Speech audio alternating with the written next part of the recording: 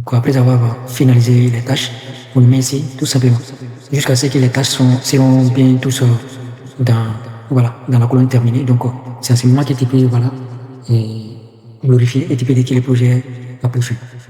Voilà, c'est un peu ça. Alors, les amis, nous allons commencer sans plus tarder l'aventure. Donc, on va commencer tout comme je l'avais dit dans la vidéo précédente à utiliser Trello, c'est-à-dire à mettre en place les différentes tâches que nous allons utiliser dans Trello. Donc, pour cela, je tape Trello sur mon navigateur. Voilà, donc, voilà, ça c'est le premier lien. Donc, on clique sur le premier lien qui est là. Et voilà. Donc, voici l'interface de Trello. Donc, je vais utiliser, déjà, j'avais un compte. J'avais quelques projets aussi sur Trello que j'ai fait. Je vais me connecter directement avec mon compte Google. Donc, quelques tâches. Donc, ça, c'est très simple. On clique sur créer un tableau. Voilà, un tableau vide. Donc, je préfère ça, oui. Et les fonds d'écran, bon, je pense que je vais choisir ça. Non, ça. Oui, ça, c'est mieux. Donc, les titres, je fais quoi? Je donne un titre à mon tableau. Je peux dire que c'est la gestion des naissances. Donc, on va créer comme ça, app de gestion des naissances. OK. Donc, c'est ça. Donc, si on veut publier notre projet ou bien c'est juste un espace de travail privé et tout, voilà. Donc, on spécifie les choix. Et après, la première option. Et après, je clique sur créer.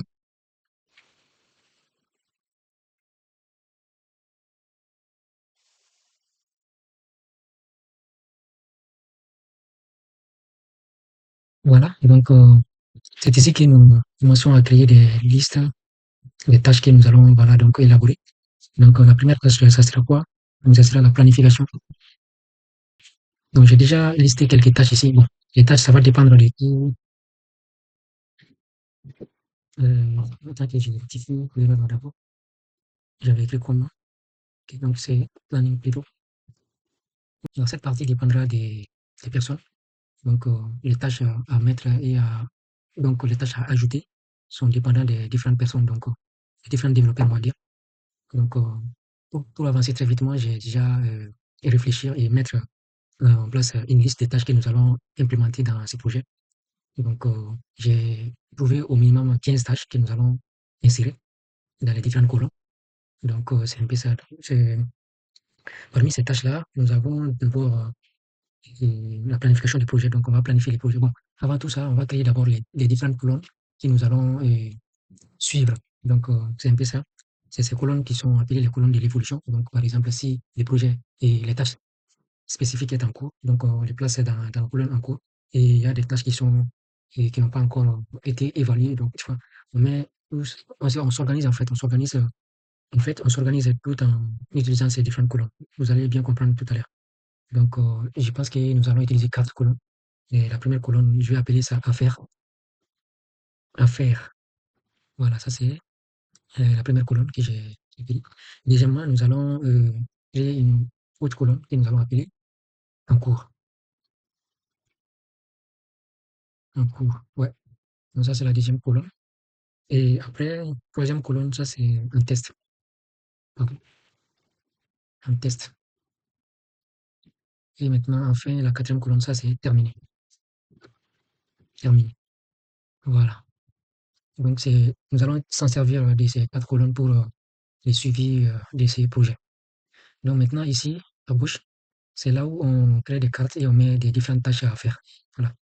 Donc parmi ces tâches, j'avais dit bien évidemment que j'ai repéré 15 tâches à implémenter. Donc la tâche, la première tâche, c'était le planning du projet, plutôt, le planning du projet. Donc dans le planning du projet, bon, il n'y a pas grand chose à faire là-bas. Et deuxième tâche, nous avons la configuration de l'environnement de développement. L'environnement de développement. On va dire de dev. Voilà, ça c'était, excusez-moi, le développement, qu'est-ce que j'ai écrit là? Environnement de développement. Voilà. Donc, au-delà de ça, nous avons comme troisième tâche des notions. Notions. Mais bon, on va laisser ça. Euh, oui. Donc, on va mettre la gestion, plutôt la gestion des utilisateurs. Alors, ça, c'est la troisième tâche. Donc, lorsqu'on crée ça, on va par exemple éditer un peu ça. Donc, on va ouvrir la carte. Et donc, comme description, on peut mettre quoi?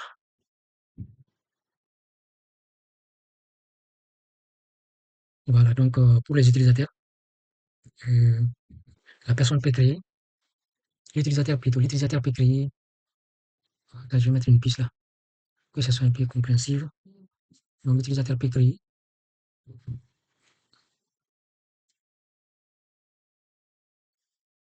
l'utilisateur peut, pardon, peut créer son compte. Ça, c'est la première tâche de cette partie. On va dire ça, c'est les premiers rôles de cette tâche, qui est bien évidemment la tâche de la gestion des utilisateurs. Et après, il peut aussi bien évidemment activer son compte. Après, il peut se connecter à, ouais, et après, il peut modifier le mot de passe. Son mot de passe, on va dire. Il peut modifier son mot de passe. Et voilà. Donc, à noter que ces tâches sont, on peut dire que cette tâche, on peut dire que ces tâches sont dépendantes des chefs de projet aussi, voilà, des membres de l'équipe, on va dire. Donc, après, c'est là, bon, on pouvait utiliser les checklists aussi hein, pour, au lieu des pistes. Donc, il y a plein de choses à découvrir ici. Donc, voilà. Donc, après, c'est là, je vais créer la déclaration, tâche déclaration, déclaration des naissances. Voilà, c'est les parents qui déclarent la naissance des enfants. Ça, c'est une tâche. Et dans cette tâche, qu'est-ce que l'utilisateur va faire en tant que parent? Bon, on va mettre en tant que parent. En tant que parent, euh, il souhaite, par exemple, déclarer une naissance. Il souhaite déclarer une naissance. Voilà. Donc, premièrement, il se connecte. Bon, toujours moi, je vais utiliser les pistes. Sinon, on pouvait utiliser les checklists aussi, hein, c'est pas grave. C'est pas, voilà, ici, on pouvait utiliser les checklists, mais moi, pour aller très vite, je vais utiliser les pistes. Donc, il y a bien évidemment GP, je me connecte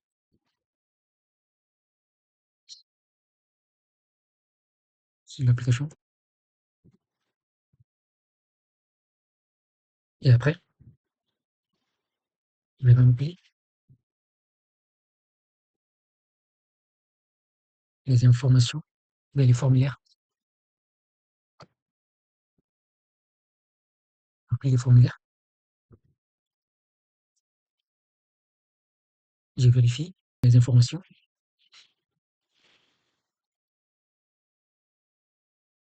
Et ensuite, transmets ma demande. Transmets, je transmets ma demande.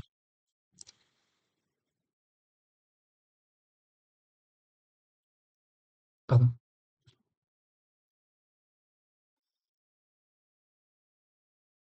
Et enfin, j'ai reçu un mail. Bon, ces mails-là, c'est automatique de manière générale, mais je vais mettre en tout cas.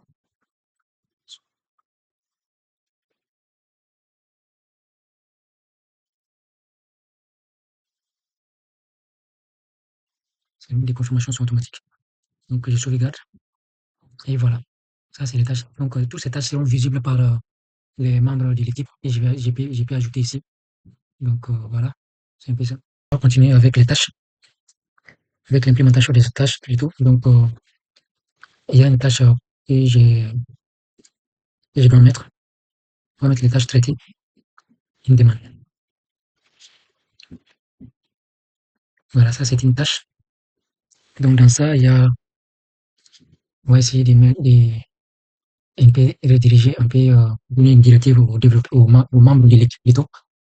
Donc ça sera quoi?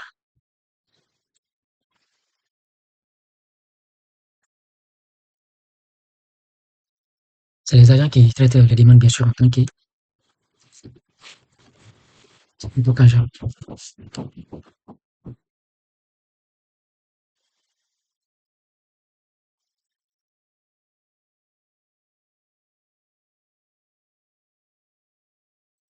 En tant qu'agent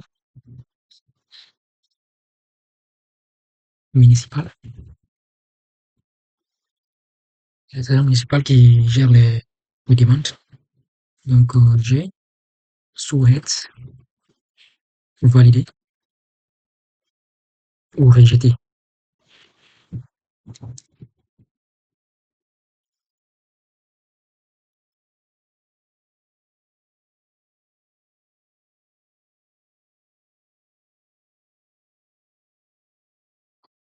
Je vais mettre les demandes, les déclarations, déclaration, déclaration de naissance.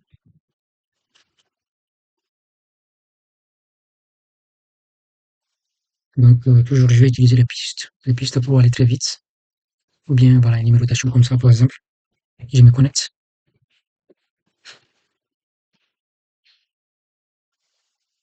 Là,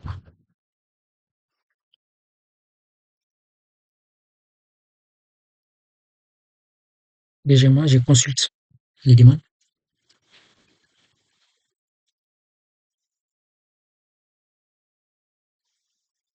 Troisièmement, je valide les demandes.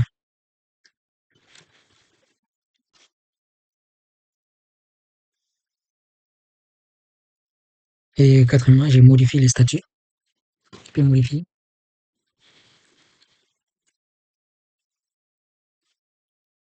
les statuts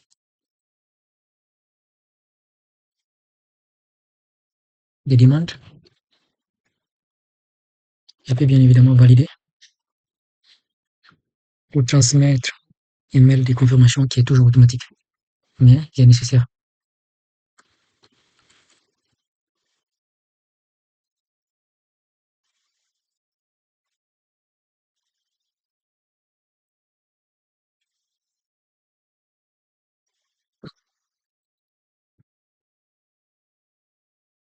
Corriger quelques fautes de frappe et ensuite continue.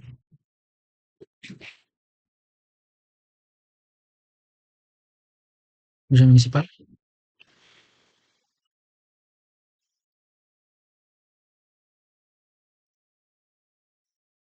Voilà, donc la tâche suivante que j'ai repérée, ce sera bien évidemment l'audit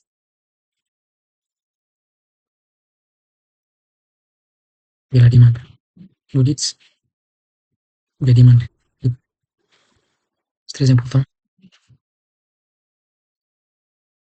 On va éditer ça aussi pour rediriger ou bien pour donner quelques pistes aux développeurs ou bien à l'équipe bien évidemment. Donc ici, l'équipe doit savoir quel est le temps.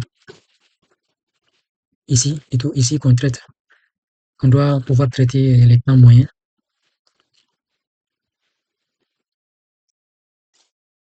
pour traiter une demande.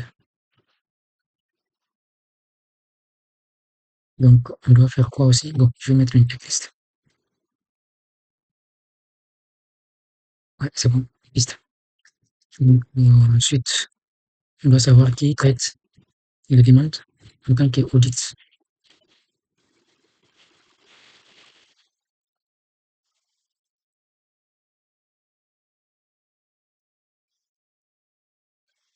Et ensuite, demander,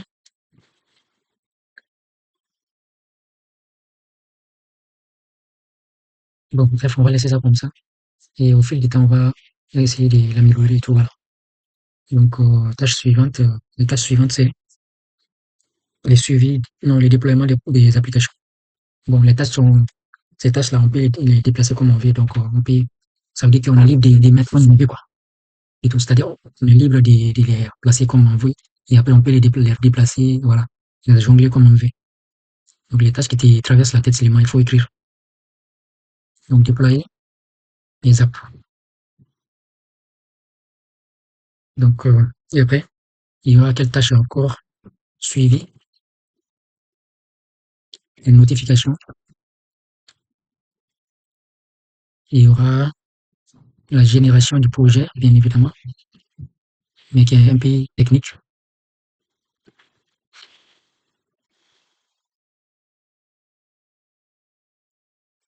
Générer les projets.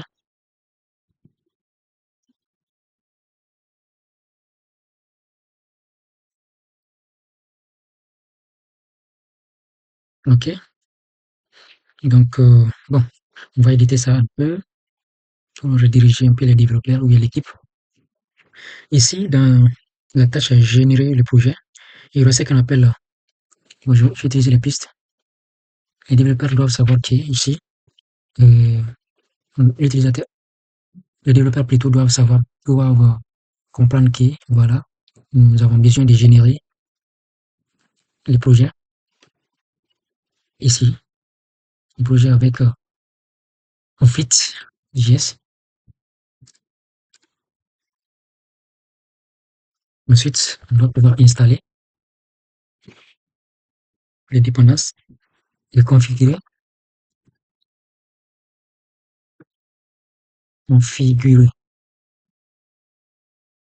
Tailwind.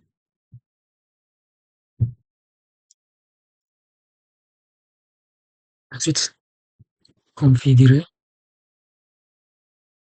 les routes, les routes,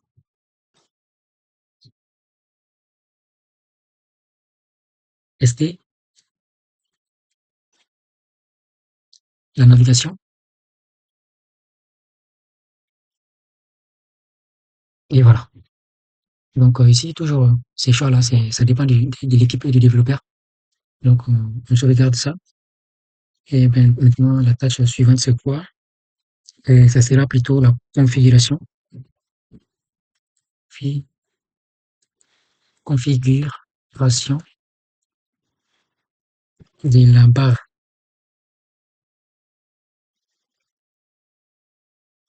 de navigation.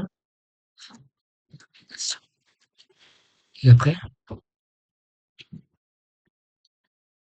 tâche suivante plus rapidement, afficher toutes les déclarations.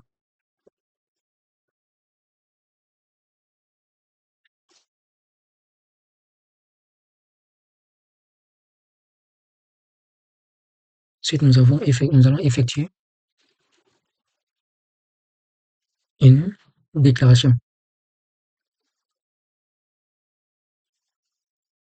J'ai bien évidemment les déclarations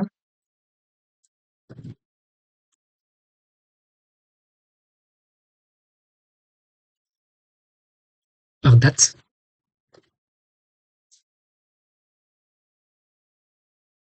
Ensuite, on peut créer aussi, pourquoi pas, les déclarations par statut.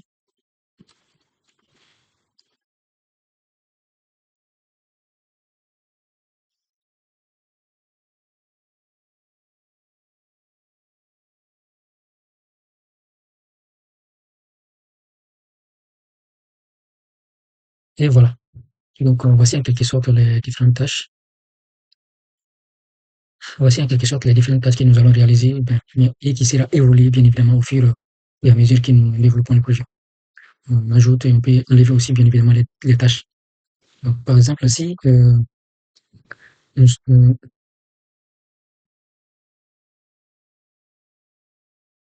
je vais renommer, je vais renommer les tableaux.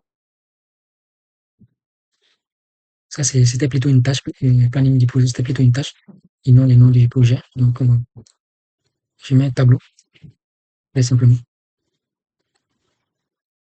Tableau des tâches.